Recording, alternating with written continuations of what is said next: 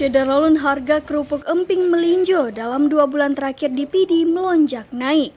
Pantauan Serambi On TV pada Kamis 19 Mei 2022 di Pasar Muleng, Kota Bernun, Pidi. Harga emping dari sebelumnya Rp85.000 per kilogram, kini mencapai Rp110.000 per kilogram.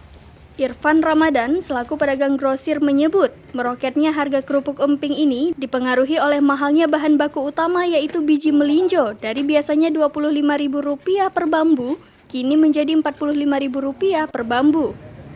Irfan mengatakan selama 2 bulan terakhir pasokan biji melinjo dari petani lokal dan luar daerah semakin minim dan bahkan sangat langka.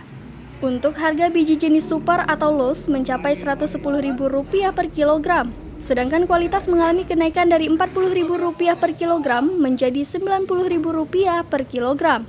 Ia mengaku kendati harga emping tergolong mahal, namun masyarakat tetap membeli meski dengan jumlah terbatas. Kenaikan harga dan stok terbatas juga berpengaruh terhadap pengiriman emping keluar daerah seperti Medan, Lampung, hingga ke Jakarta. Dari Sigli, Idris Ismail, Serambi On TV.